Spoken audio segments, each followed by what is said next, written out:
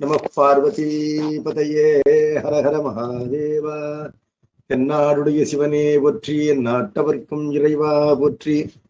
சித் சபேஷா சிவசிதம்பரம் நம சிவகாமியை ஜெகதம்பிகே. திருச்சிற்றம்பலம். பேசும் பொருளுக்கு இலக்கிதமாம் பேச்சிறந்த மாசில் மணியின் மணி வார்த்தை பேசி பெருந்துறையே என்று பிறப்பறுத்தேன் நல்ல மருந்தின் அடி என் மனத்தே வைத்து எள்களின்றி இமையவர் கோனை ஈசனை வழிபாடு செய்வாள் போல் உள்ளத்து உள்கி உகந்து உமை நங்கை வழிபடச் சென்று நின்றவா கண்டு வெள்ளங்காட்டி வெருட்டிட அஞ்சி வெறுவி ஓடி தழுவ வெளிப்பட்ட கள்ளக்கம்பனை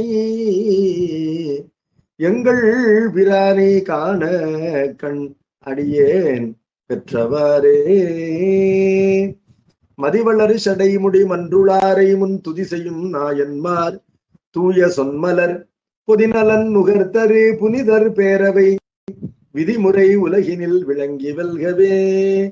சிற்றம்பலம். பெரியோர்களே, ஆசிரியர் பெருமகனார் மாதவ சிவஞான முனிவர் திருவாய் மலர்ந்தருடைய காஞ்சி புராணத்தினுடைய திருநகரப்படலம் சென்ற வகுப்பிலே தொடங்கி இருந்தோம்.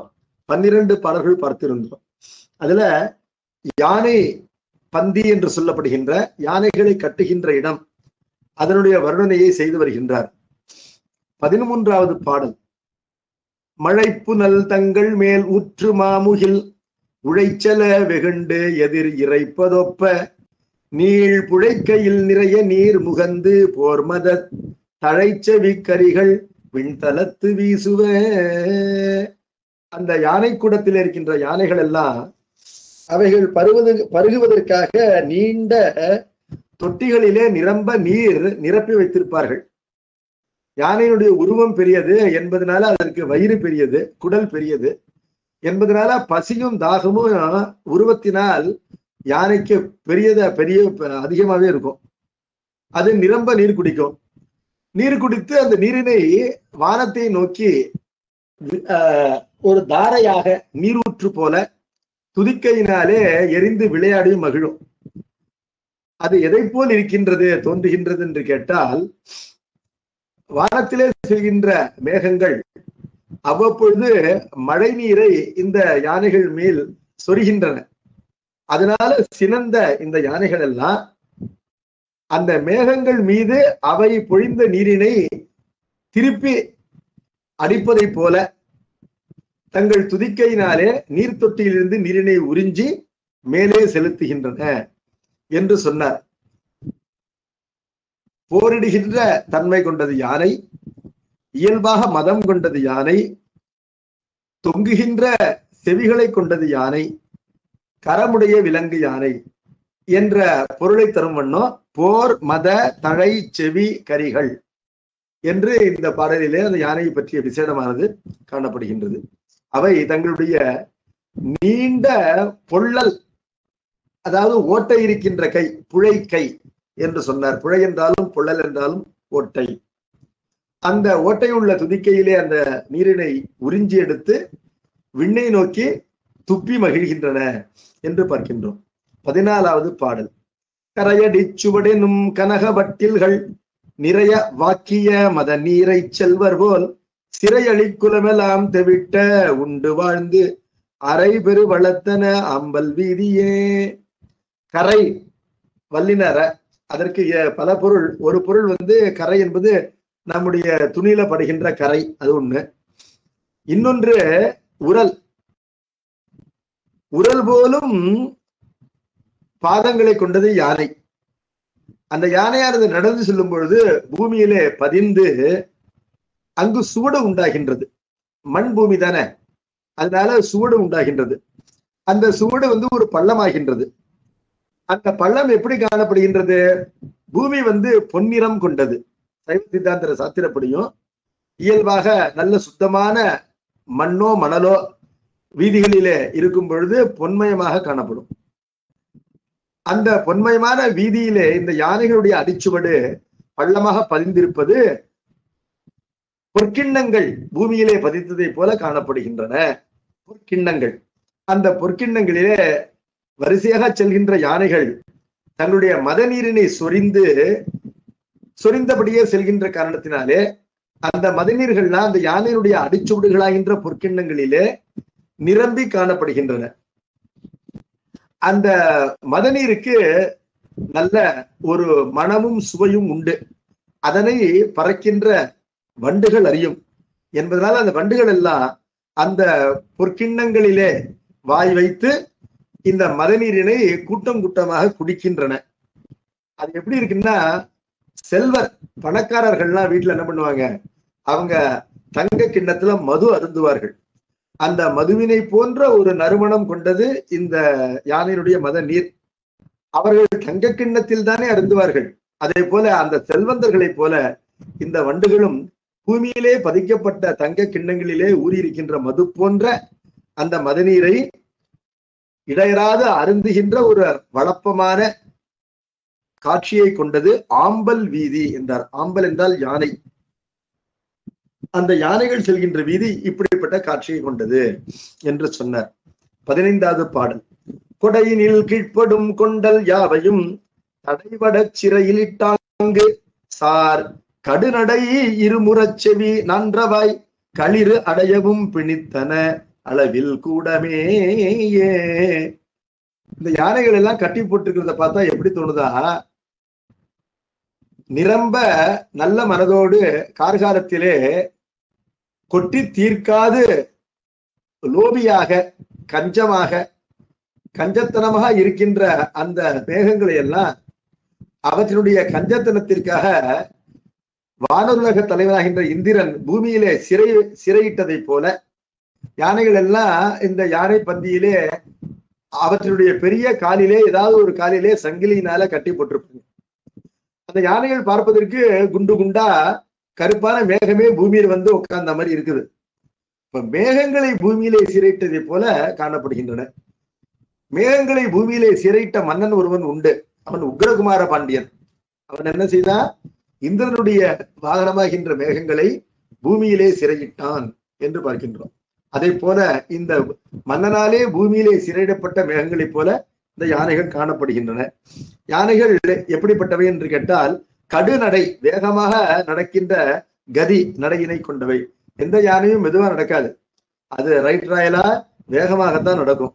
இருமுறச் செவி, முரம் போன்ற வடிவம் கொண்ட செவி இரண்டு பக்கமும் அது சிம்மெட்ரிக்கலா இருக்கின்ற காட்சியை பார்க்கலாம். நான்றவாய் என்றால் யானையினுடைய கீழ் உதடு மோவாக்கட்ட அது தொங்கும். ஆகவே நாலுதல் என்றால் தொங்குதல், தொங்குகின்ற கீழ்வாயினை கொண்டது. களிறு, அந்த யானைகள் அடையவும் பிணித்தன அளவில் கூடமே.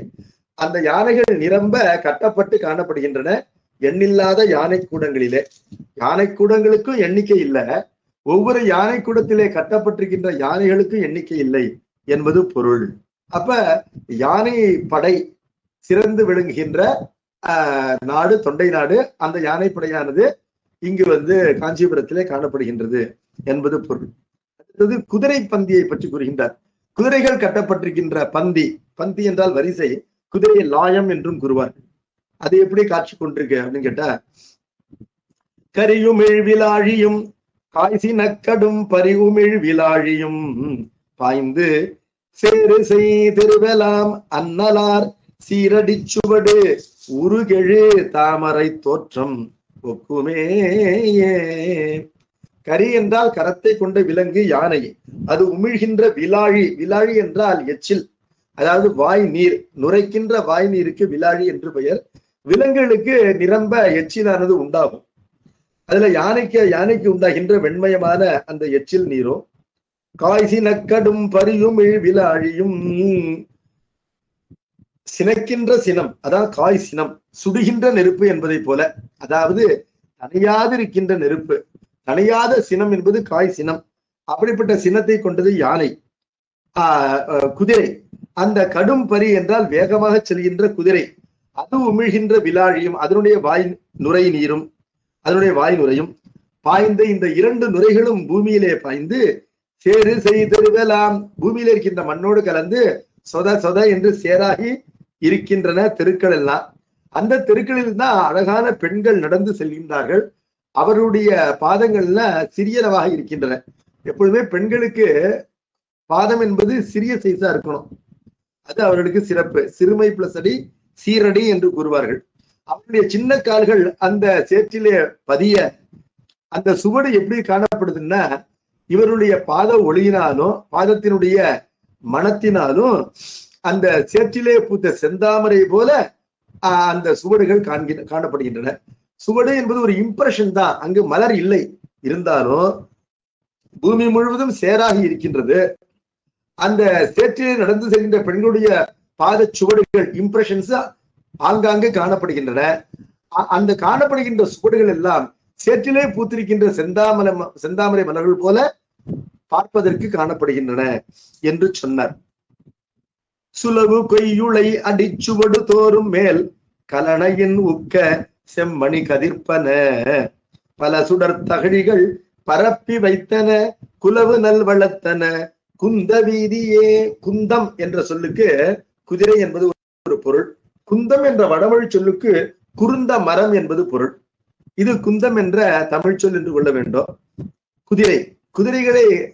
குதிரைகள் செல்கின்ற வீதி, அந்த வீதி எப்படி இருக்கு அப்படின்னு கேட்டா, சுலவு என்றார். சுலவு என்றால் சுற்றி வருகின்ற என்பது பொருள். அதிலிருந்தா சுலாவு என்றும் சூழல் என்ற சொற்கள் எல்லாம் உண்டாகின என்று பார்க்கின்றோம். என்வைரான்மெண்ட் என்று சொல்கின்றோமே, சூழல் என்று, அதற்கு அடிப்படை சுலவுதல், சுற்றி வருதல் என்ற சொல்லின் அடிப்படையாக பிறந்தது அது. சுலவு சுலாவு என்ற சொற்கள் எல்லாம் திருமுறைகளிலே காணப்படுகின்றன. குதிரைக்கு என்ன இயல்புன்னா, அது சுற்றி சுற்றி வருகின்ற இயல்பு கொண்டது. அது நீண்ட தொலைவிற்கு ஓடி செல்கின்ற இயல்பும் கொண்டது. அது அழகாக சுற்றி சுற்றி வந்து நடனமிட்டு காட்டுகின்ற இயல்பும் கொண்டது. அப்படிப்பட்ட சுற்றி வருகின்ற இயல்பினை கொண்ட கொய்யுளை என்று சொன்னார். உளை என்ற சொல்லுக்கு பிடரி மயிர் என்பது பொருள். இந்த விலங்குகளுக்கு பின்பக்கம் கழுத்தை மறைப்பதை போல அவற்றினுடைய பிடரியிலே அழகான மயிர் உண்டு, கூந்தல் போல காட்சியளிக்கும். மேன் என்று ஆங்கிலத்தில் சொல்வார்கள், MANE. அதைத்தான் தமிழிலே உளை என்று சொல்கின்றோம். இந்த குதிரைகள் போர்க்குதிரைகள் என்பதனால நம்முடைய சைன்யத்தில் இருக்கின்ற வீரர்கள் கூட என்ன பண்ணுவாங்க, தாடி மீசையெல்லாம் அவங்க வளர்க்கக்கூடாது. அப்படியே அவங்க வளர்த்தாலும் அதை ட்ரிம் பண்ணி வச்சிருக்கணும். அது வந்து கட்டுப்பாடு இன்றி வளர்க்கக்கூடாது என்பதனால இந்த குதிரைகளுடைய உளையாகின்ற மேன் புற மயிர் இருக்கின்றது, அது வெட்டப்பட்டு அழகு செய்யப்பட்டிருக்கின்றது. It has been trimmed. அதான் கொய்தல். கொய்யுளை என்றால் ட்ரிம் செய்யப்பட்ட பிடரி மயிரினை கொண்ட அந்த குதிரைகள். இப்பொழுது இப்படிப்பட்ட தன்மை கொண்டவை குதிரைகள் தான் என்பதனால கொய்யுளை என்பது கத்திரிக்கப்பட்ட பிடரி மயிர் என்ற பொருளை தராமல் அந்த பிடரி மயிரினை கொண்டு காணப்படுகின்ற குதிரைகள் என்று குதிரைகளுக்கு ஆகி வந்திருக்கின்றன. அந்த குதிரைகளுடைய அடிச்சுவடு தோறும் அவைகள் நடந்து செல்கின்ற அந்த ஃபுட் இம்ப்ரிண்ட்ஸ், அந்த பாத இம்ப்ரெஷன்ஸ் தோறும் மேல் கலனையின் முக்க செம்மணி கதிர்ப்பன.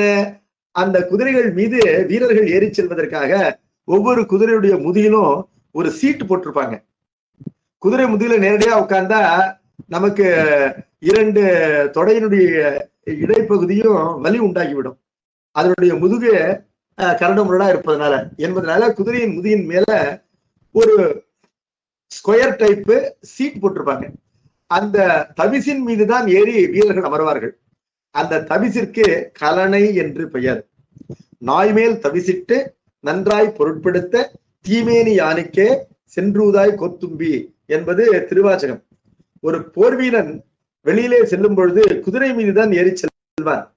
அவன் வீட்டிற்கு காவலாக ஒரு நாயினை வளர்த்தாலும் அந்த நாய் மீது ஏறி அவன் செல்ல மாட்டான். நாய்க்கு அந்த பெருமை கிடையாது, குதிரைக்குத்தான் அந்த பெருமை என்று பார்க்கிறோம். ஆனால் ஒரு குதிரை வீரனுக்கு தான் வளர்க்கின்ற நாய் மீது மிகுந்த அன்பு என்பதனால குதிரையை பெருமைப்படுத்துவதை போல இந்த நாயினை பெருமைப்படுத்த வேண்டும் என்று நினைத்து ஒரு நாள் குதிரை மீது இடுகின்ற தவிசு, அந்த தவிசனை நாயின் முதுகிலே இட்டு அதன் மீது ஊர்ந்து சென்று அதனை பெருமைப்படுத்தினானா.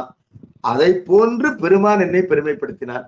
பெருமான் யாரை பணிகொள்ளலாம் என்று கேட்டால் அருந்தவசிகளை பணிகொள்ளலாம், மெய் அன்பர்களை பணிகொள்ளலாம். அவர்களை பணிகொள்வதைப் போல தகுதியில்லாத பாங்கினோடு பரிசொன்றும் அறியாத நாயேனை பெருமான் என் மீது குதிரையின் மீது இடுகின்ற கலனையை இட்டு என் மீது ஊர்ந்து என்னை பெருமைப்படுத்தினான், என்னை பணிகொண்டான். சீயேதும் இல்லாத என் செய்வழிகள் கொண்டருளும் தாயான ஈசன் என்று தன்னை பெருமான் பணிகொண்டு பெருமைப்படுத்தியதை மனமுருகி பாடுகின்றார் திருவாசகத்திலே.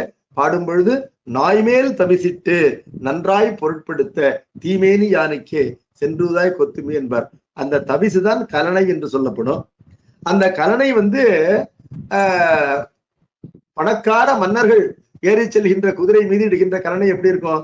அது பொன்மயமான சீட்டா இருக்கும். அந்த பொன்மயமான கலனையிலே ஓரங்கள் எல்லாம் மாணிக்கங்கள் பதிக்கப்பட்டிருக்கும், இல்ல அப்படிதானே? அந்த மாணிக்கங்கள் உதிர்ந்து என்ன ஆகும்? பொடிப்பொடியா உதிர்ந்து இந்த குதிரைகள் செல்லும் பொழுது குதிரைகளுடைய பாதச்சோடுகளிலே தங்கி இருந்து காணப்படும். அப்பொழுது பூமியிலே விழுந்த அந்த மாணிக்கமோ அதனுடைய சிதைவுகளோ ஒளி வீசும். அந்த ஒளி எப்படி காணப்படுதுன்னா, பூமியிலேயே பல அகல் விளக்குகளை ஏற்றி வைத்ததை போல அந்த காட்சி காணப்படும். தகழி என்றால் விளக்கு, விளக்கினுடைய அகற்பகுதிக்கு தகழி என்று பெயர். விளக்கு என்பது சுடர் தான். ஆனால் அந்த சுடர் ஒரு திரியினை பற்றி கொண்டு ஒரு தகழியிலே இருக்கின்ற எண்ணெயை உறிஞ்சு கொண்டு அது சுடர் விடுகின்றது. அந்த விளக்கு என்ற சொல் சுடரை குறிக்காமல் அந்த சுடருக்கு இடம் தருகின்ற தகழியை குறிப்பது. நம்ம எல்லாம் அகல் விளக்கு, மின் விளக்குன்னு சொல்றோம். இப்ப விளக்கு என்று சுடரை சொல்லாமல் அந்த சுடர் உண்டாகின்ற இடத்தை கூறுகின்றோம். ஆனால் உண்மையிலே அதற்கு தகழி என்பதுதான் பெயர். விளக்கு என்பது சுடர் தான். அந்த தகழிகள் சுடரோடு காணப்படுவதை போல பல சுடர் தகழிகள் எரிகின்ற விளக்குகளோடு காணப்படுகின்ற பல அகல்களை போல அவற்றை பரப்பி வைத்ததை போல அந்த காட்சியை கொண்டிருக்கின்றன. குந்த வீதி, குதிரைகள் செல்கின்ற வீதி என்று சொன்னார். அந்த குதிரைகள் 5 விதமான நடைகள் கொண்டவை. போர்க்குதிரைகள் இல்லவா? அது என்னென்ன நடைகள்னு கேட்டா, ஒரு போர் வீரன் விரைந்து நடப்பதை போன்ற, அதாவது ஃபாஸ்ட் ஜாகிங், அதை போன்ற ஒரு நடை, அதுக்கு மல்லகதி என்று பெயர். அப்புறம் மயில் ஆடுவதை போன்ற ஒரு நடை, அதற்கு மயூர கதி என்று பெயர். அப்புறம் குரங்கு குதிப்பதை போன்ற நடை, தாவுவதை போன்ற நடை, அதுக்கு வானர கதி என்று பெயர். கதி என்றால் நடை. அப்புறம் முயல் தாவி தாவி போவதை போன்ற நடை. இன்றைக்கும் போர் வீரர்கள் தாங்கள் எதிரிகள் கண்களுக்கு ஆப்படாமல் அவர்கள் எங்கிருந்து சுடுகிறார்களோ அந்த இடத்துக்கு அருகில் செல்வதற்காக தங்களை புதர்களிலே மறைத்துக் கொண்டு, கேமோஃப்ளேஜிங் என்று பெயர், தங்களை மறைத்துக் கொண்டு தாவி தாவி செல்வார்கள். தவளைகளைப் போல, முயல்களைப் போல விரைவாக என்று பார்க்கின்றோம். அதே போல குதிரைகளும் செல்லும். போர் பயிற்சி பெற்றிருக்கின்ற குதிரைகள். அந்த கதி, அந்த நடைக்கு சசி கதி என்று பெயர். அப்புறம் வில்லிலிருந்து புறப்பட்டு செல்கின்ற அம்மினை போல நேரே பாய்ந்து தாவி செல்கின்ற குதிரைகளும் உண்டு. அதாவது ஃபயர்டு புல்லட்டை போல நேரடியா இலக்கினை சென்று தாக்குகின்ற குதிரைகள் உண்டு. அதற்கு சரகதி என்று பெயர். சரம் என்றால் அம்பு. ஆக இந்த 5 விதமான நடைகளை பயின்றிருக்கின்ற குதிரைகள் அந்த லாயங்களிலே காணப்படுகின்றன. எவ்வளவு குதிரைகள்னு கேட்டா, இப்படிப்பட்ட குதிரைகள் 5 விதமான குதிரைகளோ ஆயிரக்கணக்கில் காணப்படுகின்றன காஞ்சிபுரத்திலே என்று சொன்னார். மல்லரை, மயில்களை, வானரங்களை, புல்லிய முயல்களை, பொறு சரங்களை, வல்லவா புறக்கொடை கண்டவான் கதி பல்லியல் புரவியின் பந்தி 1000. அந்த குதிரைகளை கொண்டிருக்கின்ற பந்திகளே 1000. அந்த ஒவ்வொரு பந்தியிலும் குதிரைகளோ 1000 என்பதனால லட்சக்கணக்கான குதிரைகள் காணப்படுகின்ற ஊர் இந்த காஞ்சிபுரம். அதனால்தான் பெரிய புராணம் என்ன சொல்லுது? தேரொலிக்க வாவொலிக்க திசையொலிக்கும் புகழ் காஞ்சி, ஊர் ஒலிக்கும் பெருவண்ணார் என ஒன்னா உண்மையினார், நீர் ஒலிக்க அரா இறைக்க நிலா முகிழ்க்கும் திருமுடியார், பேர் ஒலிக்க உருகும் அவர்க்கு ஒலிப்பர் பெரு விருப்பினொடும் என்று சொற்பொருட் பின்வரும் நிலையணி என்ற அழகான அணியிலே திருக்குறிப்பு தொண்டரை நமக்கு அறிமுகப்படுத்துகின்றார். காஞ்சிபுரத்திலே தேர் ஒலிக்கின்றது, தேரை இழுத்துச் செல்கின்ற குதிரைகள் ஒலிக்கின்றன, ஏனைய யானைகள் போன்ற விலங்குகளும் ஒலிக்கின்றன, இவையெல்லாம் எல்லா திசைகளிலும் ஒலிக்கின்றன. அப்படிப்பட்ட புகழை கொண்ட காஞ்சிபுரத்திலே ஊர் மக்களுடைய துணிகளை ஒலித்து, அதாவது தூயதாக்கி, தோய்த்து, ஒலித்து உணக்கி கொடுக்கின்ற வண்ணார் என்ற சொல்லப்படுபவர். ஆனால் அவரை வண்ணார் என்று சொல்லி முடிக்க கூடாது. அவர் வண்ணார் மாத்திரமா இல்ல, வண்ணார் என சொல்ல ஒன்னார். அவர் பேரன்பர். அவர் எப்படிப்பட்டவர் என்று கேட்டா, நீர் ஒலிக்க கங்கை நீரானது பரமேஸ்வருடைய திடாமணியிலே இங்கும் அங்கும் பாய்ந்து பேர் இறைச்சலோடு ஒலி உண்டாக, அரா இறைக்க என்றால் அந்த சடையிலே இருக்கின்ற பாம்புகள் எல்லாம் புசு புசு என்று பெருமூச்சு விட, நிலா முகிழ்க்கும் திங்களானது அந்த சத்தத்திற்கு பயந்து அவ்வப்பொழுது பாம்பு கண்ணில் படாம மேல வந்து காட்சி தருகின்ற, நிலா முகிழ்கின்ற, நிலா தோன்றுகின்ற திருமுடியார் அழகான சிலாவரத்தை கொண்ட பெருமான். அவருடைய பேர் ஒலிக்க என்றால் அந்த பரமேஸ்வருடைய திருப்பெயரை கேட்ட அளவிலே யாராவது மகாதேவான்னு சொன்னா போறோம், உடனே கண்களிலே கேட்ட அன்பருக்கு நீர் வந்துவிடும். தென்னா என்னா முன்னம் தீசேர் மெழுகுக்கின்ற மெய்யன்பர்கள். பரமேஸ்வருடைய பேர் ஒலித்தளவிலே கண்களிலே நீர் அரும்புகின்ற பெரும் காதல் கொண்ட மெய்யடியார்களுக்கு ஒலிப்பர். அவர்களுக்கு ஃப்ரீயாக அவர்களுடைய ஆடைகளை ஒலித்து தருவார். யாரு? திருக்குறிப்பு தொண்டர் என்று கூறும் பொழுது காஞ்சிபுரத்தினுடைய சிறப்பினை ஒலி என்று சொல்லினாலேயே விளக்குகின்றார். அந்த ஒலியினை உண்டாக்குவதுதான் இந்த குதிரைகள் எல்லாம் என்று பார்க்கின்றோம். இந்த குதிரைகள் மல்லரை, மயில்களை, வானரங்களை, புல்லிய என்றால் இந்த முன் சொல்லப்பட்ட மூன்றினும் தாழ்ந்த முயல்களை, பொரு சரங்களை, போரிடுகின்ற அம்புகளை, வல்லவா என்றால் அவற்றின் குணத்தோடு பொருந்திய, அதிலே வல்லமை கொண்ட என்று சொன்னால் அந்த மல்லர்களை போல, மயூரத்தை போல, வானரத்தை போல, சசம் என்றால் முயல், முயலை போல, சரம் என்றால் அம்பு, அந்த அம்பினை போன்ற நடையினை கொண்டு புறக்கொடை கண்ட. புறக்கொடை என்றால் முதுகு. அந்த புறக்கொடை காணுதல் என்னன்னா, அந்த குதிரைகள்லாம் எப்பொழுது சண்டைக்கு போனாலும் எதிர்த்து சண்டை போடுறவங்க எல்லாம் புறமுதுகிட்டு ஓடுவார்கள் என்பதனால இந்த குதிரைகள் எப்பொழுதுமே தங்களை எதிர்க்கின்ற வீரர்களுடைய முதுகினை விரைவிலே பார்த்து விடுமா. அந்த எதிர்ப்படையினுடைய முதுகு என்பது இவர்களுக்கு உடனேயே தெரிஞ்சிடும். ஏன், கொஞ்ச நேரத்திலே அவங்க எல்லாம் தோத்து ஓடிப்படுவாங்க. அப்படி அந்த எதிரிகளுடைய முதுகுகளை காண்கின்ற. இப்பொழுது நம்முடைய அண்டை நாடாகின்ற பாகிஸ்தானோட ஜஸ்ட் ஒரு 3 நாட்கள்லயே அவர்களை தோற்கடித்து விட்டோம்னு பார்க்கிறோம்.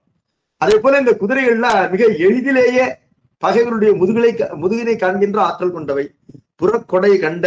வான்கதி என்றால் உயர்ந்த பெருமைக்குரிய நடையினை கொண்ட. பல்லியல் புறவி, பலவிதமான இயல்புகளை கொண்ட புறவி. பலவிதமான இயல்புகள் என்ன என்றால் பலவிதமான நிறம், பலவிதமான கண் பார்வை என்று அதனுடைய சிறப்புகள். அந்த துரங்க சாஸ்திரம் என்று சொல்லப்படுகின்ற குதிரைகளை பற்றிய கலைநூலிலே சொல்லப்பட்ட விஷயங்கள் அவற்றையெல்லாம் திருவிளையாடல் புராணத்திலே பரஞ்சோதி முனிவர் நமக்கு சுருக்கி தருவார். அதெல்லாம் அங்கு படிச்சு தெரிஞ்சுக்கணும். அப்படிப்பட்ட புறவிகள். அந்த குதிரைகளை கட்டிய பந்திகளே 1000 இருக்கின்றன. குதிரை நாயங்களுக்கே கணக்கில்லா, அவை 1000 என்றால் எண்ணில்லாதன என்பது பொருள். இப்படிப்பட்ட பெருமையை கொண்டது காஞ்சிபுரம் நகரம்.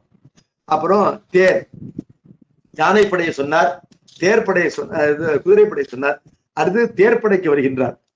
ஏன்னா 4 விதமான படைகள் தான் முக்கியம். அதுல தேர்கள் கட்டப்பட்டிருக்கின்ற இடம் அதான் தேர் நிலை. நிலை என்றால் என்ன சொல்றது, நம்ம ஸ்டாண்ட் அப்படின்னு சொல்லலாம்.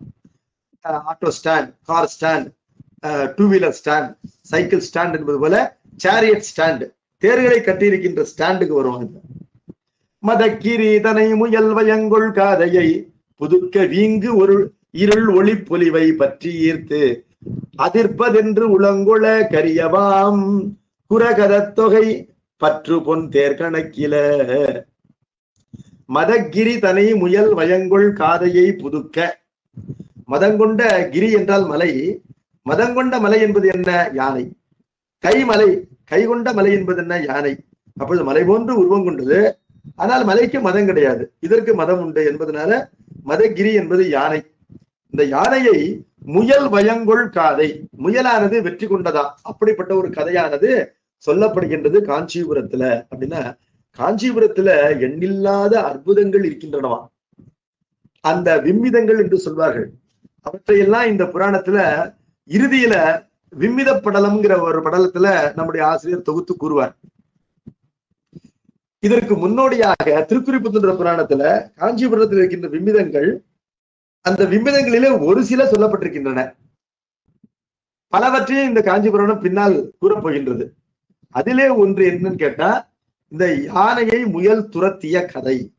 அது என்னன்னு கேட்டா, காஞ்சிபுரம் என்பது ஒரு திவ்யமான நகரம். அது பிரமனுடைய படைப்புகள் வரல, அது பரமேஸ்வரனை படைச்சது. அது சத்தியவிரத கஷேத்திரம். அது உலகம் அழிந்தாலும் அழியாதது என்றும் உள்ளது இந்த காஞ்சிமா நகரம். அது உலக உயிர்களுக்கெல்லாம் தாயாகின்ற காமாட்சி அம்மையே தவம் செய்து பெருமானை பூசித்து தழுவிக்கொண்ட பெருமையை கொண்டது. ஆகவே எந்த ஊரும் இந்த காஞ்சிபுரத்தோடு போட்டி போட முடியாது. அதற்கு அடையாளமாக காஞ்சிபுரத்திலே பலவிதமான அற்புதங்கள் இருக்கின்றன. காஞ்சிபுரத்துல மொத்தம் 11 விதமான அற்புதங்கள் இருக்கின்றன. அது என்ன அற்புதங்கள்னு கேட்டா, 3 இடங்கள், 3 திண்ணைகள், 3 வயல்கள், 5 மரங்கள், 5 தடாகங்கள், 6 பறவைகள், 7 பொது இடங்கள், 8 பொய்கைகள், 9 கற்கள், 10 சபைகள், 11 கிணறுகள் என்று 11 விதமான ஆச்சரியங்கள், ஒண்டர்ஸ், விம்மிதங்கள் இந்த காஞ்சிபுரத்தில் உண்டு.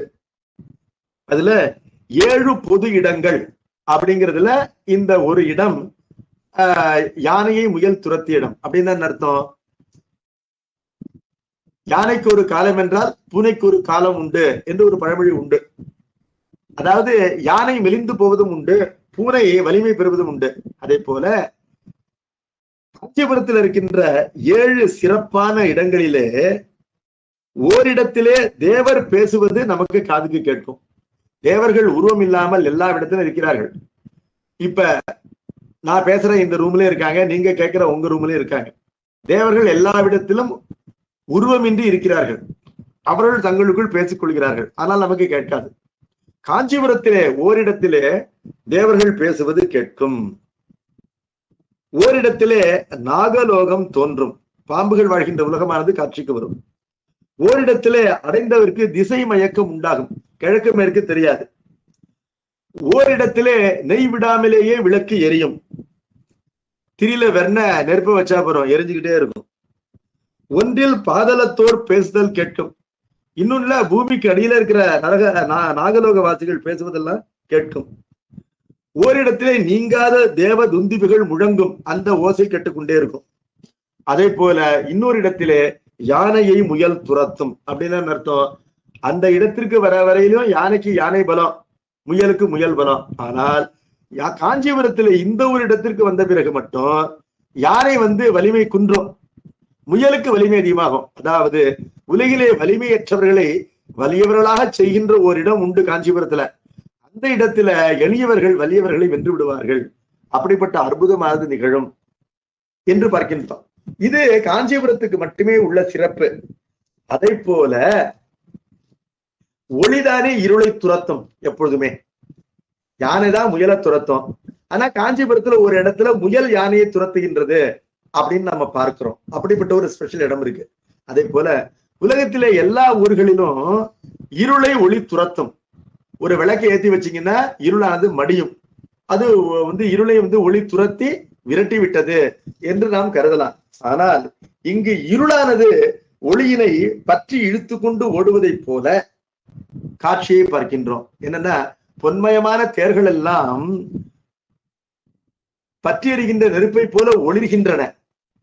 ஆனால் அந்த தேரிலே பூட்டப்பட்ட அந்த தேரினை இழுத்து செல்கின்ற 2, 4 என்ற எண்ணிக்கையில் இருக்கின்ற குதிரைகள் எல்லாம் கருப்பு குதிரைகளாக இருக்கின்றன. அதாவது குதிரைகள் பல நிறம், முழுவதும் கருப்பா இருக்கின்ற குதிரைகள் உண்டு, வெள்ளை வெள்ளையர் என்று இருக்கின்ற குதிரைகள் உண்டு, பச்சை நிற குதிரைகள் உண்டு, சிவப்பு நிற குதிரைகள் உண்டு, மிக்சட் கலர்ல குதிரைகள் உண்டு, பொன்மயமான குதிரைகள் உண்டு, சாக்லேட் நிறத்துல குதிரைகள் உண்டு, மண்ணிறத்திலே குதிரைகள் உண்டு என்று பார்க்கின்றோம். இதுல முழுவதும் கரிய நிற குதிரைகள். அந்த குதிரைகள் பூட்டப்பட்ட தேர் செல்லும் பொழுது ஒளியினை இருளானது பற்றி இழுத்து கொண்டு செல்வதை போன்று காணப்படுகின்றது.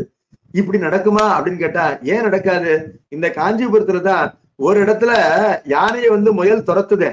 அப்படி இருக்கும்போது ஏன் இப்ப இருட்டானது ஒளியினை பற்றி இழுத்து கொண்டு ஓடக்கூடாது? அப்ப ஒளியினாலே இந்த இருட்டானது அவியவில்லை. அந்த இருட்டு என்ன பண்ணுது? ஒளியை பிடித்து கொண்டு ஓடுகின்ற, இழுத்து கொண்டு ஓடுகின்றது.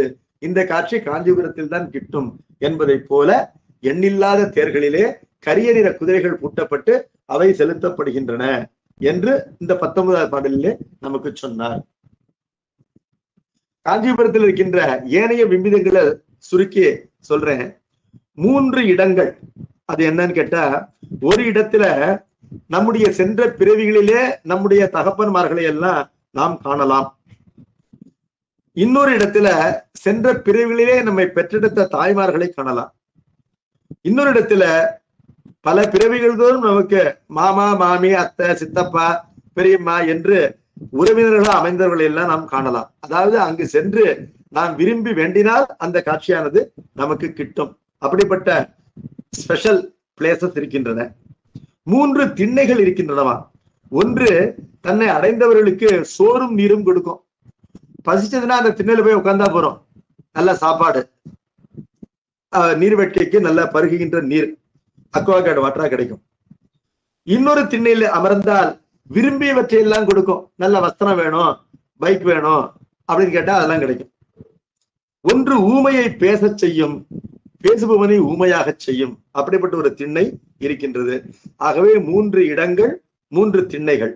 அப்புறம் 3 வயல்கள் இருக்கின்றனவா. ஒரு வயலிலே அறியும் தோறும் நெல் விளையும். அப்ப நெற்பயிரானது வளர்ந்து காட்டும். அந்த நெற்பயிரை அறுவடை செய்து எடுத்துக்கொண்டு விட்டால் மீண்டும் வளர்ந்து விடும். எப்படி இந்த திருச்செந்தூர்ல அந்த நாழி கிணறுல ஒரு சொம்பு ஜலத்தை முண்டு எடுத்துக்கொண்டா மீண்டும் ஒரு சொம்பு ஜலம் ஊறி அது நிரம்பி விடும். அதே போல இந்த வயலிலே பயிரினை அறுவடை செய்தால் மீண்டும் பயிரானது வளர்ந்து விடும். அப்படிப்பட்ட ஒரு வயல். இன்னொரு வயல் என்னன்னா, நெல்லினை விதைத்தன்றே கதிர் காட்டும், விளைந்து விடும். இன்னொன்று உழாமலேயே விளையும். உழுதல் என்பது என்ன, பண்படுத்துதல், வித்திடுதல் அப்படின்லாம் இல்லாம இயற்கையாகவே நெல் விளைந்து கொண்டே இருக்கும். அப்படிப்பட்ட ஒரு வயலும் அங்கு உண்டு. சிறப்பான 3 வயல்கள். அப்புறம் அங்கு 4 சிங்காதனங்கள் இருக்கின்றன. சார்ஸ், சிங்கம் சுமப்பதை போன்ற அமைப்பு கொண்ட பொன்மயமான ஆசனங்கள் இருக்கின்றன. அதுல ஒரு ஆசனம் பிரமதேவனால் தாங்கப்படுவது, இன்னொரு ஆசனம் திருமாலால் தாங்கப்படுவது, ஒன்று உருத்திர தேவரால் தாங்கப்படுவது, இன்னொன்று சூரிய தேவரால் தாங்கப்படுவது என்று 4 விதமான ஆசனங்கள் இருக்கின்றன. அப்புறம் அதே காஞ்சிபுரத்துல 5 மரங்கள் இருக்கின்றன. ஒரு மரம் அமுதத்தை சொரியும் மாமரம். அதாவது அந்த மாமரம் என்ன, மாவினுடைய மரம், அந்த கிளையில் இருந்தும் அந்த மாங்காய் காணப்படுகின்ற அந்த காம்பில் இருந்தும் மாங்காய் வெடித்தோ அல்லது காம்பு வெடித்தோ வெண்மையான மாவினுடைய பாலானது சுட்டி கொண்டே இருக்கும் மாமரத்துல. அதை பார்க்கலாம், அதான் கமகமான வாசனையா இருக்கும். இந்த மாமரம் மட்டும் தேவர்கள் உண்கின்ற அமுதத்தையே பாலாக சொரிகின்ற ஒரு மாமரம் உண்டு. தன்னுடைய நிழலை பிறர்க்கு கொடாத காஞ்சி மரம் என்ற ஒரு மரம் உண்டு. இந்த காஞ்சி என்ற மரம், அந்த மரத்தினால்தான் காஞ்சிபுரத்திற்கு காஞ்சிபுரம் என்று பெயர். காஞ்சிபுரத்திற்கு உரிய நேச்சுரல் வெஜிடேஷன். எப்படி மதுரைக்கு கதம்ப வனம் என்று பெயரோ, தில்லைக்கு தில்லை வனம் என்று பெயரோ, அதே மாதிரி திரு ஆலங்காட்டிற்கு ஆலவனம் என்று பெயரோ, அதே போல தஞ்சாவூருக்கு சமீவனம், வன்னி வனம் என்று பெயர். அதே போல ஒவ்வொரு ஊருக்கு சிறப்பான ஒரு வெஜிடேஷன் உண்டு. அதுல காஞ்சி என்ற மரம், அந்த காஞ்சி என்ற மரம் காஞ்சிபுரம் முழுவதும் இருக்கின்றது. அது நிழல் கொடுக்கின்ற மரம் தான். ஆனால் நீங்கள் அந்த நிழல் தெரியும் உங்களுக்கு. ஆனா நீங்க அந்த மரத்தடியில போய் நின்னீங்கன்னா அங்கிருக்கின்ற ஒரு காஞ்சி மரம் மட்டும் என்ன பண்ணுமா, நீங்கள் சென்று நின்றால் அந்த நிழலை விலக்கி கொள்ளும்.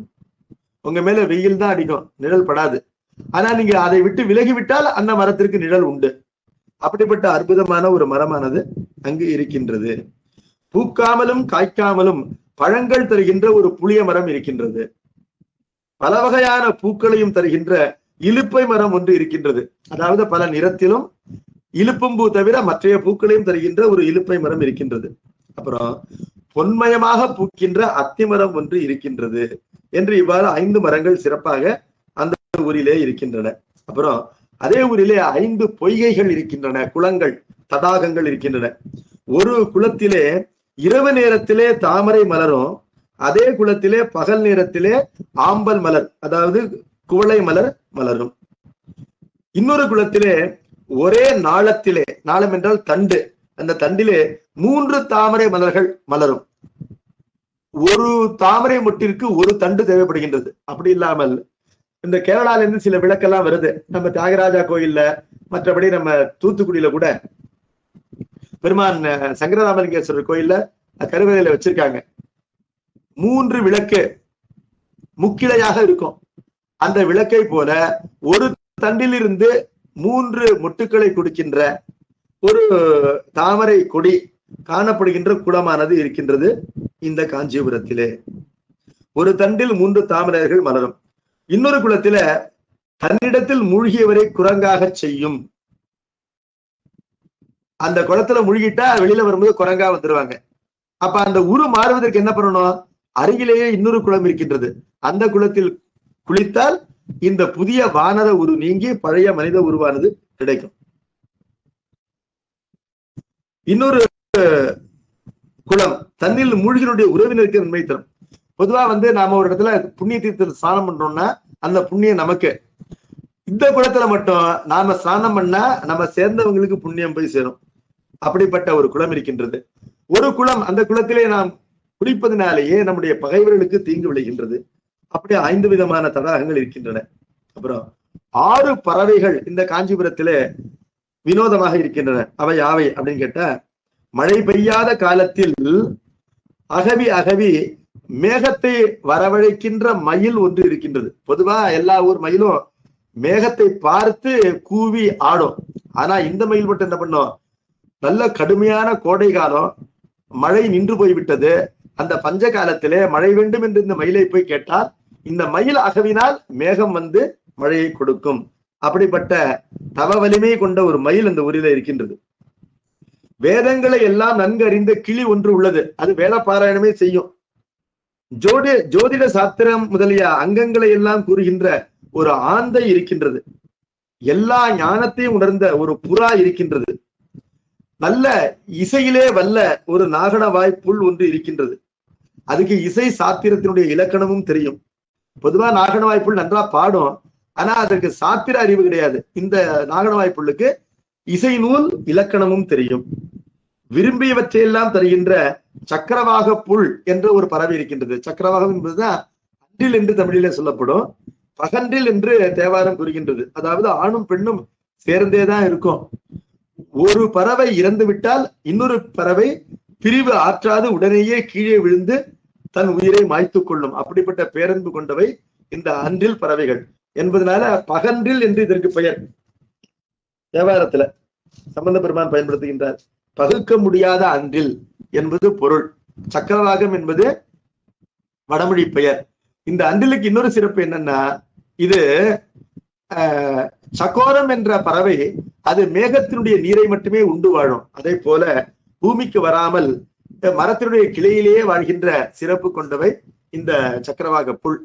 இந்த சக்கரவாக புல் இறைவனை பூசித்த தலம் ஒன்று இருக்கின்றது. அது சக்கரப்பள்ளி என்று சொல்லப்படுகின்ற திருத்தலம். கும்பகோணத்துக்கு அருகிலே ஐயம்பேட்டை இந்த ஊர் இருக்கின்றது. அங்கு இருக்கின்றது இந்த திருக்கோயில். பெருமானுக்கு சக்கர வாக்கேஸ்வரர் என்று பெயர்.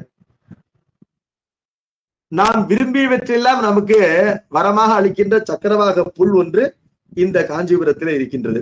அப்புறம் 7 பொது இடங்கள் உண்டு. அவற்றை பற்றி நான் உங்களுக்கு சொல்லிட்டேன். அப்புறம் 8 பொய்கைகள் உண்டு. 8 பொய்கை என்றால் மனிதரால் உண்டாக்கப்படாமல் இயற்கையாக காணப்படுகின்ற நீர் ஊற்றிற்கு பொய்கை என்று பெயர். தம்மில் மூழ்குவோருக்கு ஒன்று பொன் உருவத்தை கொடுக்கும், இன்னொன்று மாணிக்க நிறத்தை கொடுக்கும், ஒன்று இந்திரனை போன்ற வாழ்வினை கொடுக்கும், இன்னொன்று மனத்துக்கு இன்பமானவற்றை செய்யும், இன்னொன்று வேண்டிய பொருளை கொடுக்கும், ஒன்று ஞானத்தை கொடுக்கும், இன்னொன்று முக்தியை கொடுக்கும், ஒன்று நோய்களை போக்கும். அப்படிப்பட்ட 7 பொய்கைகள் இந்த காஞ்சிபுரத்திலே இருக்கின்றன. இந்த காஞ்சிபுரத்துல 9 கற்கள் உண்டு, அதாவது டிவைன் ஸ்டோன்ஸ்.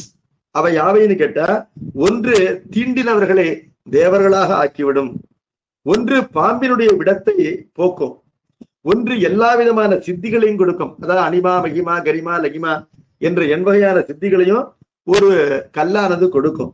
ஒன்று இறந்தவர்களுக்கு உயிரையும் கொடுக்கும், ஒன்று நடுநிலையா இருந்து வழக்கினை தீர்த்து கொடுக்கும், இன்னொன்று தீர்த்தற்கரிய குட்ட நோயை, அதாவது உடல் குறைகின்ற நோயை நீக்கும், ஒன்று துண்டுபட்ட உறுப்பை பொருத்தும். கையை வெட்டிட்டாங்கன்னா அந்த கல்லை எடுத்து கையில வச்சு ஒட்டிக்கலாம். ஒன்று பாவத்தை போக்கும், ஒன்று ஞானத்தை கொடுக்கும் அப்படின்னு பாக்குறோம். இது 9 விதமான கற்கள். அடுத்தது 9 விதமான சோலைகள் இருக்கின்றன, கார்டன்ஸ். அவை என்னன்னு கேட்டா, அடைந்தவர்கள் பெற ஒன்றில் பொன் மழை பொழியும், இன்னொன்றில் வெள்ளி மழை பொழியும், ஒன்றில் வைடூரிய மழை பொழியும், ஒன்றில் புஷ்பராக மழை பொழியும், ஒன்றில் கருட பச்சை என்ற அந்த மரகத மழை பொழியும், ஒன்றில் இந்திரநீல மழை பொழியும் என்று இப்படிப்பட்ட அற்புதமான சோலைகள் இருக்கின்றன. அப்புறம் இந்த ஊரிலேயே 10 சபைகள் இருக்கின்றன. அவை யாவைன்னு கேட்டா, ஒரு சபை ஒரு மகா பாதகன் வந்தால் அவனை ஊமையாக்கும், ஒன்று திருடர்களை மயக்கும், ஒன்று கல்விகளை எல்லாம் தெளியச் செய்யும், அதாவது கல்வியிலே ஏற்படுகின்ற ஐயங்களை தீர்க்கும் என்பது பொருள். ஒன்று பல வகையான உருவத்தையும் கொடுக்கும், விரும்பின உருவத்தை பெறலாம் இந்த சபையில போய் நாம வேண்டிக் கொண்டால். ஒன்று இரவாதபடி செய்யும், ஒன்று பாதாள உலகத்திற்கு இட்டு செல்லும் விலத்வாரத்தை காட்டும், ஒன்று வல்லவர்களுக்கும் திசை மயக்கத்தை தரும். எப்படி கையில ஒரு கேம்பஸ் எடுத்துன்னு போனாலும், காம்பஸ் அதை எடுத்துன்னு போனாலும் வடக்கு எது தெற்கு எதுன்னு தெரியாது, அது மாத்தி விட்டுடும்.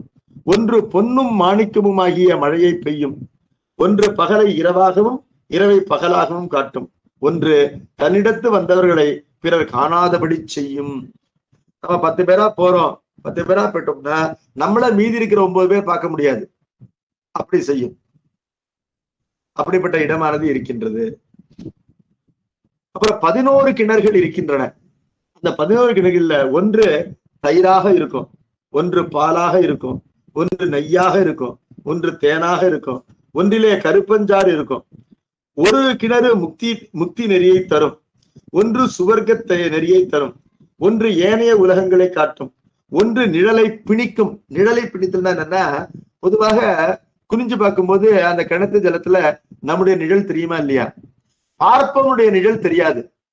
3 பேர் பார்க்கிறோம் அந்த கிணத்துக்குள்ள குனிஞ்சுன்னு சொன்னா, பார்க்கிற எனக்கு மத்த 2 பேர் மூஞ்சி தெரியும், அந்த ஷேடோ தெரியும், விர்ச்சுவல் இமேஜ் அது தெரியும். ஆனால் பார்க்கின்ற என்னுடைய நிழலை அது பிணித்து விடும்.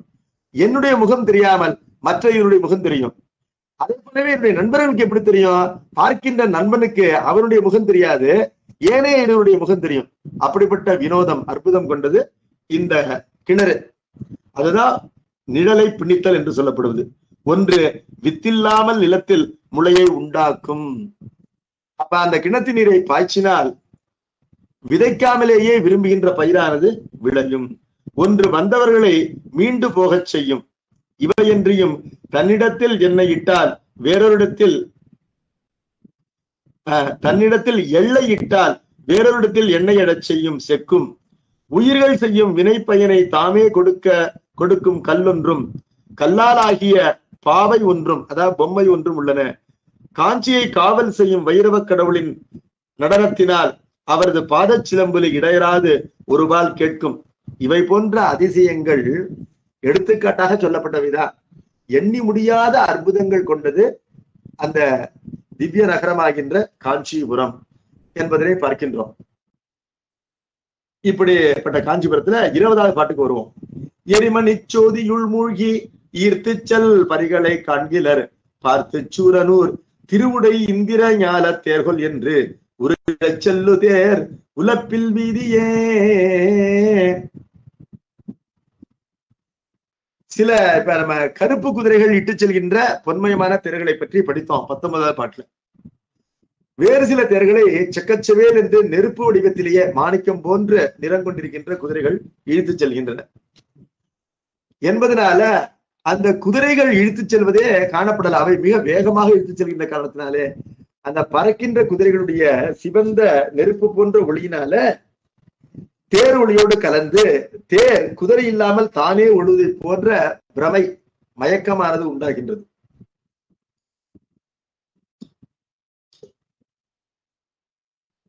இப்படிப்பட்ட தேர் தான் இருந்ததா சூரபத்மனுக்கு. சூரபத்மனுடைய தேரை பற்றி கந்தபுராணம் சொல்லும் பொழுது குதிரை இல்லாமலே ஓடுகின்ற தேர். அந்த சூரபத்மன் அந்த தேரிலே ஏறி ஓடுனால் ஓடும். அந்த ஸ்டீரிங் எல்லாம் மனசுலயே அவனுக்கு ஸ்டீரிங் இருக்கு. அவன் விரும்பியபடி விரும்பிய திசைகளிலே விரும்பிய வேகத்திலே அந்த தேரினை ஓட்டுகின்ற தவவலிமை கொண்டவன். குதிரை இல்லாமலே ஓடுகின்ற தேர். அந்த தேருக்கு இந்திரஜாலம் என்று பெயர். அப்படிப்பட்ட தேர் ஒன்றுதான் உண்டு சூரபத்மன்ட்ட. அப்படிப்பட்ட தேர்கள் பல காஞ்சிபுரத்தில் இருக்கின்றனவோ என்று அச்சம் உண்டாகும் வண்ணம் இந்த சிவந்த நிறம் கொண்ட குதிரைகள் இழுக்கின்ற தேரானது குதிரைகள் காணப்படாமல் தேர்கள் மட்டும் விரைந்து செல்கின்ற காட்சியானது காணப்படுகின்றது காஞ்சிபுரத்திலே என்று சொன்னார். இப்பொழுது யானையை சொல்லிட்டார், குதிரையை சொல்லிட்டார், தேரை சொல்லிட்டார். அடுத்தது காலாட்படை வீரர்கள், அந்த போர் வீரர்கள் இருக்கின்ற இருக்கை, அவருடைய கேம்ப்ஸ், அதை பற்றி 21வது பாடலிலே சொல்கின்றார். நால்வகை நிலையினால் பயிலும் நாமவில் வேல்வளை பலகை வாழ் கற்கும் விஞ்சையர் கோலவான் விஞ்சையர் குழாங்கள் நோக்குபு சால்வினை வியத்தகு தலைமைப்பாளரே. வில், வாள், வேல், வளை என்றால் சக்கராயுதம், பலகை என்றால் கேடயம், இது போன்ற போர்க்கருவிகள் பல. இவற்றையெல்லாம் எவ்வாறு பயன்படுத்துவது என்ற அந்த மார்ஷியல் ஆர்ட்ஸ் போர்க்கலைகளை கற்கின்ற விஞ்சையர் என்றால் மாணவர்கள், வித்தியார்த்திகள், அதாவது கலை கற்க வந்தவர்கள். அவர்கள் ஆயிரக்கணக்கிலே இருக்கின்றார்கள். அவர்கள் கற்று தேர்ந்தவர்களாகவும் தொடர்ந்து கற்றுக்கொண்டே இருக்கின்றார்கள். அவருடைய கூட்டங்கள், கிடைகள் என்று சொல்லப்படுகின்ற அந்த மாணவர் பேட்சஸ், அதை பார்க்கும் பொழுது விண்ணிலிருந்து வித்யாதர்கள் பார்த்து வியக்கின்றார்களாம். இவருடைய வீரத்தையும் இவருடைய கலைத்திறத்தையும் பார்த்து வியக்கின்றார்கள். இவர்கள் அச்சத்தை தரக்கூடிய வில்லினை ஏந்தி இருக்கின்ற வீரர்கள். இவர்கள் 4 விதமாக, அந்த 4 விதமான போஸ் கொடுக்குறாங்க. என்னென்ன போஸ் அப்படின்னு கேட்டா, 4 வகை நிலை. நிலை என்றால் போஸ்.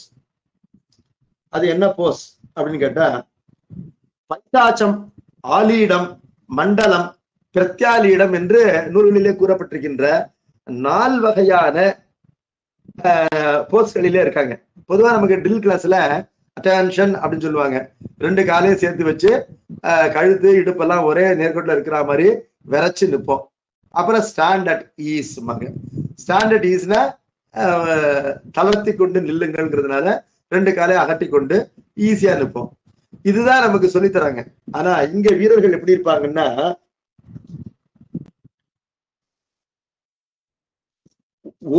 ஒரு காலை பூமியிலே ஊன்றி ஒரு காலை மடக்கி நிற்றல் அப்படிங்கிறது பைசாச்சம். பிசாசுகள் நிற்பதை போல நிற்றல். ஆயிரக்கணக்கான வீரர்கள் இதற்கான கட்டளையை கொடுத்த உடனே இப்படி நிற்பார்கள். இந்த நிலைக்கு பைசாச்சம் என்று பெயர். அடுத்தது, வலது காலை வட்டமாக வளைத்து இடது காலை முன்னே வைத்து, இடது காலை முன்னிறுத்தி பின்னாலே வலது காலை கொண்டு போய் வட்டமிட்டு நிற்றல். இதற்கு ஆலீடம் என்று பெயர். 2 கால்களையும் வட்டமிட்டு நிற்றல், மடித்து கொண்டு நிற்றல். இதற்கு மண்டலம் என்று பெயர். வலது காலை முன்வைத்து இடது காலை பின் வைத்து முன்னால் நின்றதற்கு மாறாக வட்டமிட்டு நிற்றல் என்பது பிரத்யாலிடம் என்று பெயர். இவ்வாறு 4 விதங்களிலே அவர்கள் உடம்பினை வளைத்து வளைத்து பயிற்சி செய்வார்கள். இது எதற்குன்னா, அந்த போரிலே போரிடும் பொழுது உடம்பை எப்படியும் வளைந்து கொடுக்கும் என்பதற்காக இந்த பயிற்சிகள். இந்த பயிற்சிகளோடு கூட வில், வேல், வாள், வளை, பலகை ஆகிய கருவிகள் உள்ளிட்ட கருவிகளை அவர்கள் பயிலுகின்றார்கள். அப்படிப்பட்டவர்கள் ஆயிரக்கணக்கிலே அங்கே இருக்கின்றார்கள் என்று பார்க்கின்றோம். அடுத்தது, தொழில் செய்பவர்களுடைய இருக்கை. தொழில் செய்பவர்கள் என்னன்னா, பலவிதமான ஆர்டிசன்ஸ், கிராப்ட்ஸ்மென், ஒர்க்மென், எம்ப்ளாயிஸ் எல்லாம் இருக்காங்க. அவர்கள்னா போருக்கு தேவையான உபகரணங்களை எல்லாம் இடைவிடாது செய்து கொடுத்து கொண்டே இருக்கின்றார்கள். அதை அவர்கள் எப்படி இருக்காங்கன்னு கேட்டா, அவர்கள் என்னென்ன செய்யறாங்க அப்படின்னு கேட்டா, கிம்புரி, புரசைகள், கிடுகு, கூவிரம், அம்பொனில், கலனை, குப்பாயம் ஆதிய வெம்படை ஏனவும் வேறு வேறு செய் பம்பிய வினைஞர்வாள் இடம் பல்லாயிரம். கிம்புரி அப்படின்னா யானையினுடைய தந்தத்திலே அழகுக்காக சேர்க்கப்படுகின்ற ஒரு கொம்பு, ஒரு ஒரு ஒரு பூண், அலங்கார பூண். வெள்ளியினாலோ தங்கத்தினாலோ செய்வார்கள் அப்படின்னு பாக்குறோம். எப்படி சங்கு, சுவாமிக்கு அபிஷேகம் பண்ற சங்கு இருக்க, அந்த சங்குக்கு 2 பக்கங்களிலோ வெள்ளினாலே பூணிடுவார்கள். அதே போல யானையினுடைய 2 தந்தங்களுக்கும் அவை வெளியிலே தொங்கிக் கொண்டிருக்காமல் வெள்ளியினாலே பூணிடுவார்கள். அந்த பூணுக்கு கிம்புரி என்று பெயர். அந்த கிம்புரிகளே ஒரு சில கம்மியர்கள், அந்த கோல்ட் ஸ்மித்ஸ், அவர்கள் செய்து கொண்டே இருக்கின்றார்கள் படைக்கு தேவையானவற்றை. புரசை என்றால் யானையினுடைய கழுத்திலே இடுகின்ற கயிறு. குதிரையினுடைய கழுத்திலேயும் கயிறிடுவார்கள், எல்லா விலங்குகளின் கழுத்திலும் கயிறிடுவார்கள். அதுல யானையின் கழுத்திலே இடுகின்ற கயிறுக்கு சிறப்பான பெயர், அதற்கு புரசை என்பது பெயர்.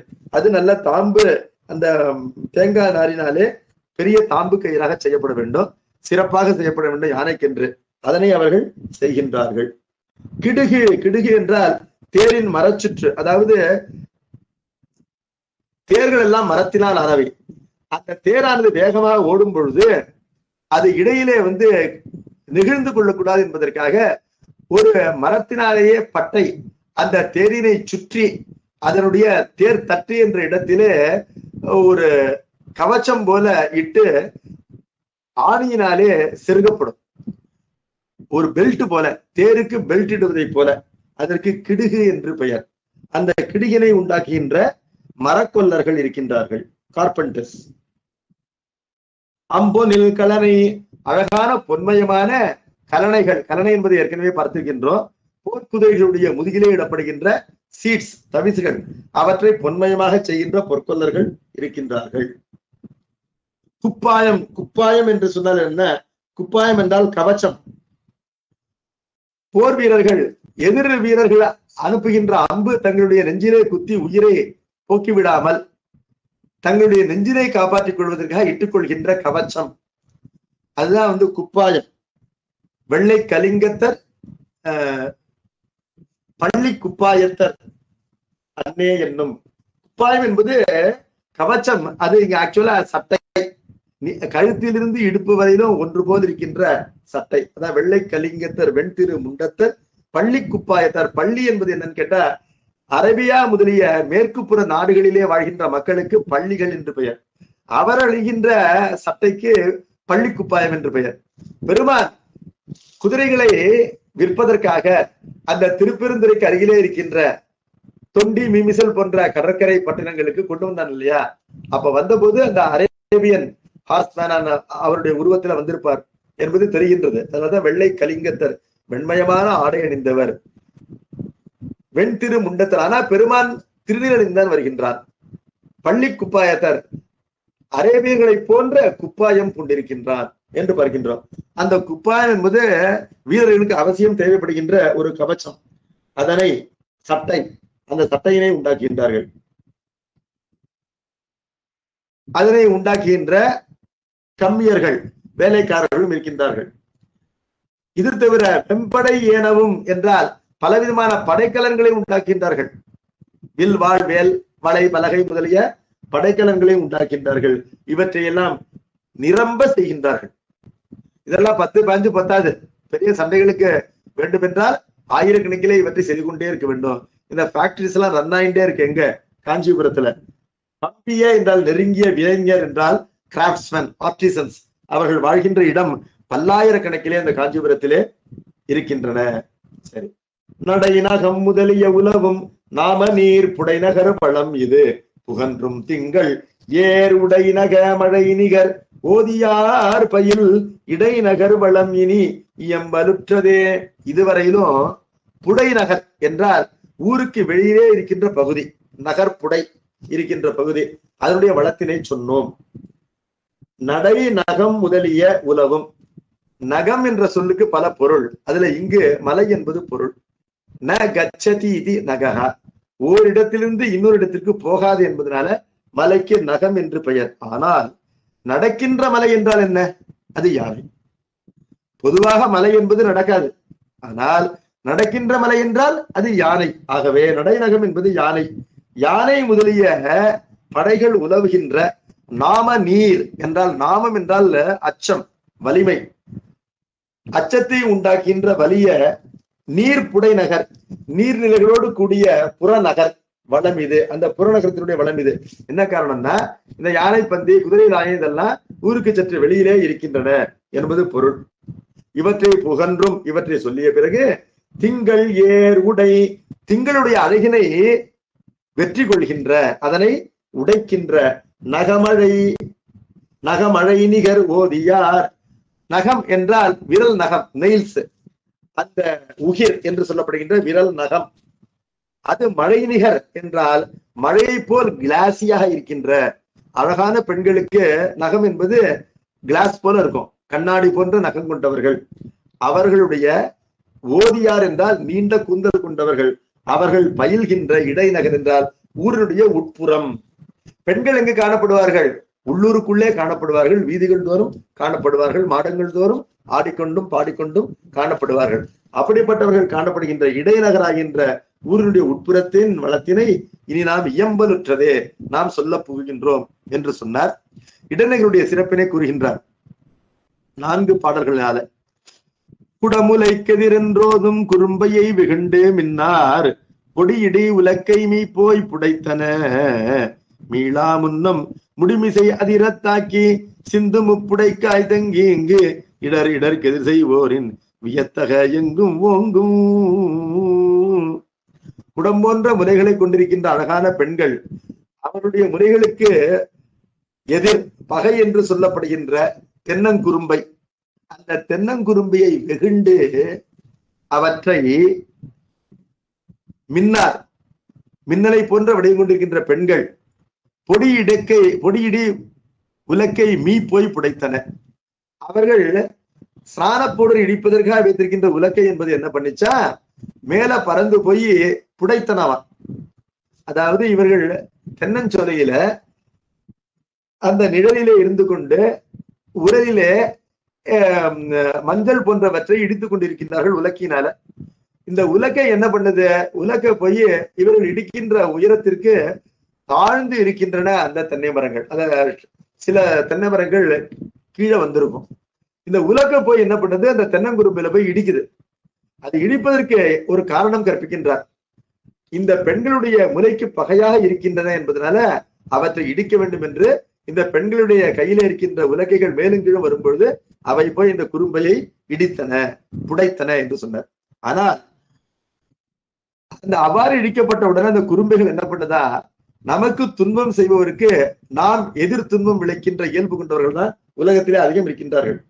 அந்த இயல்பு கொண்டவை இந்த தென்னங்குறும்பைகள். அவை என்ன செய்தன, அந்த உலக்கை தங்களை இடித்து விட்டு கீழே இறங்குவதற்கு முன்பாகவே அந்த உலக்கையினுடைய தலையிலே தங்களுடைய பெரிய காய்களினாலே தாக்கி, பெரிய தேங்காய்களினாலே தாக்கி அந்த உலக்கைகளுக்கும் வலியை உண்டாக்கின என்று கூறுகின்றார். ஒண்ணும் இல்ல, தென்னை மரத்து நிழல்ல இவர்கள் அந்த பொற்சுண்ணத்தை இடித்துக் கொண்டிருக்கிறார்கள் என்பது பொருள். அவ்வளவுதான்.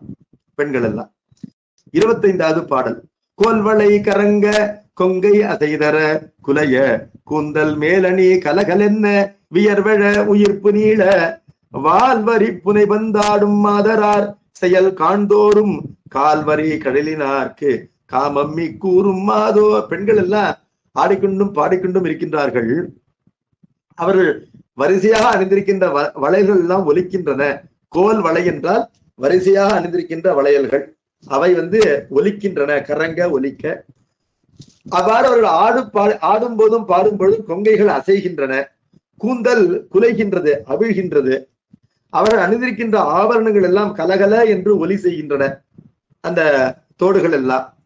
அவர்கள் பந்தடிக்கும் போது முகம் வியர்க்க பந்தடிக்கின்றார்கள்.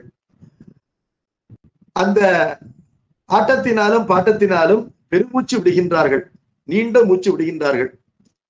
இவ்வாறு அழகான ஒளி மிகுந்த வரிகளாக அமைந்திருக்கின்ற பந்தினை ஆடுகின்ற பெண்களை காணுந்தோறும் ஆடவர்களுக்கெல்லாம் ஆசையானது உள்ளத்திலே பொங்குகின்றது. இந்த ஆடவர்கள் எப்படிப்பட்டவர்கள்னா, அவர்கள் காலிலே கட்டிய வீரத்தண்டையை கொண்டவர்கள். அவர்களுக்கு இந்த பெண்களுடைய காட்சி என்பது உள்ளத்திலே ஆசையை உண்டாக்குகின்றது என்று சொன்னார். தமதுரு நிறத்தை வவ்வும் தருக்கறிந்து ஒருப்பார் போல தமனியம் தகர்த்த சுண்ணம் ஒருவர் மேல் ஒருவர் வீச தமனிய சுண்ணம் எங்கும் பரந்தன தவழ்தலாலே தமனிய உலகம் தன்னை அசிப்பன தடந்தேர் வீதி. தமனியம் என்றால் ஸ்வர்ணம், தங்கம். இந்த பொன்னிறமாக பெண்கள் இருக்கின்றார்கள். நம்முடைய நிறத்திற்கு போட்டியாக பொன் இருக்கின்றது. பொன் என்பது நம்முடைய நிறத்தை திருடி கொண்டு விட்டது, அதனை தண்டிக்க வேண்டும் என்று நினைப்பதை போல பொன்மயமான பொற்சுண்ணத்தை இடிக்கின்றார்கள் இல்லையா? அந்த மஞ்சள் முதலிய வாசனை திரவியங்கள், கஸ்தூரி, மஞ்சள் போன்றவற்றை இடிக்கின்றார்கள். பெருமானுடைய அபிஷேகத்திற்காக இடிக்கலாம், தங்களுடைய ஸ்நானத்துக்காக இடிக்கலாம். அந்த பொற்சுண்ணத்தை இடிக்கும் பொழுது தங்கத்தையும் சிறிது சேர்த்து இடிப்பார்களாம். அது மினுமினு என்று அந்த நிறமானது நிறம் கூட்டுவதற்காக. அவ்வாறு தங்கத்தை இடிக்கும் பொழுது கோபத்தோடு இடிக்கின்றார்கள், தங்களுக்கு பகையாக இருக்கின்றது என்று சொல்லி. இடிக்கப்பட்ட தங்கத்தினுடைய தூள், பொன்மயமான தூளானது எல்லா திசையிலும் இவர்ந்து பறந்து அது டிஸ்பர்ஸ் ஆகி அந்த சுற்றுப்புறம் எல்லாம் பொன்மயமாக விளங்குகின்றது. அப்படி விளங்கும் பொழுது பொன்னுலகம் தான் பூமிக்கு இறங்கி விட்டதோ என்று தோன்றுகின்றது. இந்த பூமியானது மேலே இருக்கின்ற பொன்னுலகத்தை பார்த்து நகைப்பதை போன்ற காட்சி உண்டாகின்றது. நீதான் பொன்னுலகம் நினைக்காத, நானும் பொன்னுலகம் தான் என்று பூமியானது பொன்னுலகத்தை பார்த்து நகைப்பதை போல இந்த காட்சி இருக்கின்றது என்று சொன்னார். அடுத்து 27வது பாடல். எரிமணி ஜோதி கால இருள் வர வரியாமாடத்து அறிவையர் கூந்தல் ஊட்டும் அகிர்புகை நாகத்தை இது பெரிது இருள் விளைப்ப நோக்கும் பெற்றியோர் தட்டுமாறா மரீன உலகம் என்னே என மனம் அருள்வர் அம்மா. அம்மா என்பது வியப்பிடை சொல், என்ன ஆச்சரியம் என்பது பொருள். எரிமணி ஜோதி கால, நெருப்பை போன்ற மாணிக்கங்கள் தங்களுடைய ஒளியினை, கால என்றால் உமிழ தக்க, இருள் வரவு அறியா மாடத்து, பெண்கள் எல்லாம் இருக்கின்ற மாடம், மாடம் என்றால் மாடிகள், அந்த மாடிகளிலே இருளானது புகவே புகாது. என்ன காரணம்? மாணிக்கமே அங்கே ஒளி வீசிக்கொண்டு விளக்காக இருக்கின்றது. அப்படிப்பட்ட மாடத்திலே இருந்து கொண்டு பெண்கள் எல்லாம் தங்களுடைய கூந்தலுக்கு நீராடி விட்டு வந்து அகிலினை புகைத்து நறுமணம் கூட்டுகின்றார்கள். இந்த அகிர்புகை என்ன பண்ணுது? அது அப்படியே பறந்து, நாகம் என்றால் விண்ணுலகம், சொர்க்கலோகம், அந்த சொர்க்கலோகத்துக்கு சென்று அந்த சொர்க்கலோகத்தை இருட்டாக்கி விடுகின்றது. பெண்கள் கூந்தலுக்கு ஊட்டுகின்ற புகை விண்ணிலே வந்து பறந்து சென்று விண்ணுலகத்தை மறைத்து இருட்டா காணப்படுது. ஆனால் விண்ணுலகம், பொன்னுலகம் எவ்வாறு பொன்மயமாக காணப்படுமோ அதே போல இந்த மாடி வீடுகள் எல்லாம் மாணிக்கத்தின் ஒளியினால ஒளிமயமாக காணப்படுகின்றன. இதை பார்க்கின்ற மக்கள் எல்லாம் இந்த பூமியும் ஆகாசமும் இடம் மாறிவிட்டன, அவை வந்து பரிவர்த்தனை செய்து கொண்டு விட்டன, தங்கள் வாழ்விடங்களை பரிவர்த்தனை செய்து கொண்டு விட்டன, பண்டமாற்றி செய்து கொண்டு விட்டன. பூமி என்பது விண்ணினை தன்னிடத்திற்கு வரவழைத்துக் கொண்டு தான் விண்ணிடத்திற்கு சென்று விட்டது. ஏன்னா பூமி வந்து தூமத்தோடு புகையோடு காணப்படும். இப்பொழுது விண் தான் அவ்வாறு காணப்படுகின்றது என்பதனால மண் என்பது மேலே சென்று விட்டது, விண் என்பது கீழே வந்து விட்டது என்ற மனமயக்கத்தை மக்கள் கொள்ளும் வண்ணம் இவ்வாறு நிகழ்கின்றது என்று இடைநகருடைய சிறப்பை கூறினார். அடுத்து 28வது பாடம் முதல் இந்த ஊரினை சுற்றி இருக்கின்ற அகழி, மதில் ஆகியவற்றினுடைய சிறப்புகளை சொல்லப் போகின்றார். அகழி, மதில் என்பதெல்லாம் செயற்கை உறுப்புகள், மனிதரால் ஊரினுடைய பாதுகாவலுக்காக உண்டாக்கப்பட்ட உறுப்புகள். அந்த உறுப்புகளுடைய சிறப்பினை பல பாடல்களினால் சொல்லப் போகிறார். அவற்றை வருகின்ற வகுப்பிலே பார்ப்போம். நம பார்வதி பதையே ஹரஹர மகாதேவா. சித் சபேஷா சிவ சிதம்பரம். திருச்சிற்றம்பலம்.